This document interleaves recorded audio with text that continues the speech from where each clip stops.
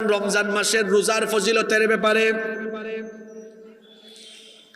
আমরা যত নেক আমল করি সকল নেক আমলের প্রতিদান আল্লাহ তাআলা 10 থেকে 700 গুণ পর্যন্ত সওয়াব বৃদ্ধি করে দেন ইল্লাস সাওম, রোজা ছাড়া।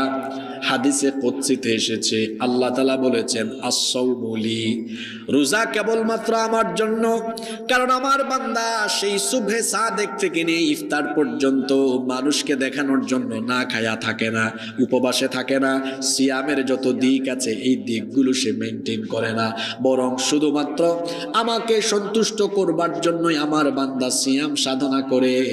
এই জন্য আনা আজিজি বিহ, রোজার পুরস্কার আমি আল্লাহ ফেরেশতাদের মাধ্যমে না দেওয়ায়া কিয়ামতের দিন রোজার পুরস্কার রোজাদারকে নিজের হাতে যিনি দিবেন তিনি কে? এই শেষের দশক আসলে পরে আল্লাহর নবী কি করতেন শোনেন, হাদিস শরীফে এসেছে শাদ্দামি ইজারাহু, কোমর বেঁধে তিনি ইবাদত বন্দেগী করতেন। অর্থাৎ মুহাদ্দিসিনে কেরাম এর ব্যাখ্যায় লিখেছেন শেষ দশক আসলে আল্লাহর নবী তার স্ত্রীদের সাথে মেলামেশা করতেন না, কোমর বেঁধে, অর্থাৎ দুনিয়াবি সাংসারিক দুনিয়াবি সকল কাজ থেকে নিজেকে মুক্ত করে শেষ দশক তিনি ইবাদত বন্দেগীর জন্য মশগুল হয়ে যেতেন। ওয়া আহইয়া লাইলাহু, সারা রাত জেগে থাকতেন। শোনেন আমল শোনেন, আল্লাহর নবী রমজানের প্রথম 20 দিন রাতের বেলা কিছু সময় ঘুমাতেন, বাকি সময় ইবাদত করতেন। কিন্তু শেষের দশক আসলে পরে রাতের বেলা এক ফোঁটাও ঘুমাতেন না, সারা রাত জেগে জেগে ইবাদত বন্দেগী করেছেন। কিন্তু রসুলের আমলের সাথে আমাদের আমলের কি জঘন্য বৈপরীত্য। আমরা কি করি, প্রথম 20 দিন মোটামুটি ইবাদত করলেও শেষের 10 দিন আমরা ঈদের কেনাকাটায় ব্যস্ত থাকি, অথচ রসুল প্রথম 20 দিনের চাইতে শেষের 10 দিনকে গুরুত্ব দিয়েছেন কম না বেশি? আরো জোরে বলেন, কম না বেশি?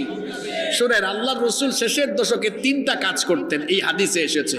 এক, শাদ্দামি ইজারাহু, অর্থাৎ কোমর বেঁধে দাঁড়াতেন। মুহাদ্দিসিনগণ এর ব্যাখ্যায় বলেছেন অর্থাৎ তিনি তার স্ত্রীদের সাথে মেলামেশা, সাংসারিক এবং দুনিয়াবি কাজ থেকে নিজেকে মুক্ত করে শেষের দশক ইবাদতে থাকতেন। 2, ওয়া আহইয়া লাইলাহু, সারা রাত জেগে থাকতেন। 3, ওয়া আইকাযা আহলাহু, শুধু নিজে ইবাদত করতেন না, পরিবারের সবাইকে ইবাদতের জন্য রাতের বেলা জাগিয়ে তুলতেন। সুবহানাল্লাহ।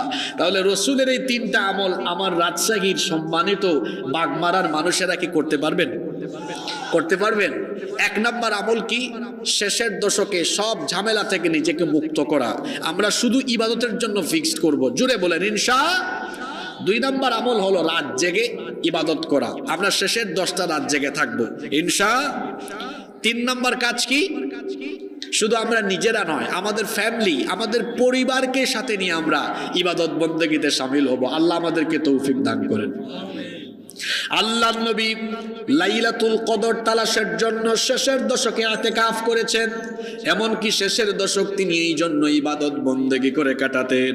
তবে শেষের দশকের বেজুর রাতের প্রতি মনোযোগী হওয়ার জন্য বিশেষভাবে আমাদেরকে উদ্বুদ্ধ করেছেন মুহাম্মদ, আমরা বলি সাল্লাল্লাহু আলাইহি ওয়াসাল্লাম। এজন্য আল্লাহর নবী বলেছেন তাহাররাউ লাইলাতুল কদরি ফিল উইত্রি মিনাল আশরিল আওয়াখিরি মির রমাদান।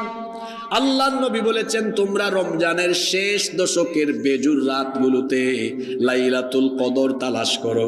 বাংলাদেশের মুসলমান আপনারা শোনেন, 27 তারিখ ফিক্সড করবেন না, বরং আল্লাহর নবী বলেছেন রমজানের শেষ দশকের বেজুর রাতগুলোতে লাইলাতুল কদর তালাশ করো। কথা বুঝে থাকলে বলেন তো, এই লাইলাতুল কদর তালাশ করতে হবে রমজানের শেষ দশকের কোন রাতগুলোতে? সবাই বলেন তো। বেজুর রাত কোনগুলা? 21, 23, 25, 27, 29। প্রথমে চেষ্টা করবেন 10 দিনের 10 দিন। সেটা যদি নাও পারেন, অন্তত বেজুর রাতগুলো যেন মিস না হয়। যদি আপনি এইভাবে বেজুর রাতগুলোতে ইবাদত করেন অথবা শেষের দশক যদি ইবাদতে কাটান, আপনারা বলেন তো তাহলে কি লাইলাতুল কদর আপনাকে ছেড়ে যাওয়ার কোনো সম্ভাবনা আছে নাকি?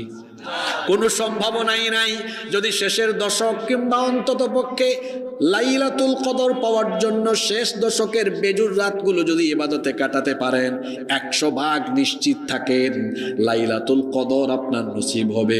যদি লাইলাতুল কদর নসিব হয় তাহলে কি হবে শুনেন। আল্লাহ নবী বলেছেন, মান কামা লাইলাতুল কদরি ঈমানান ওয়া ইহতিসাবান গুফিরা লাহু মা তাকদ্দামা মিন যামবি। আল্লাহ নবী বলেছেন, যে ব্যক্তি লাইলাতুল কদরে ঈমান আর ইহতিসাবের সাথে দাঁড়াবে, অর্থাৎ ইবাদত বন্দেগীতে কাটাবে, লাইলাতুল কদরের ইবাদতে থাকার কারণে তার পিছনে যত গুনাহ আছে আল্লাহ অতীতের সব গুনাহ তার মাফ করে দিবে। আল্লাহ যেন আমাদেরকে লাইলাতুল কদর নসিব করে দেন, জোরে বলেন আমিন।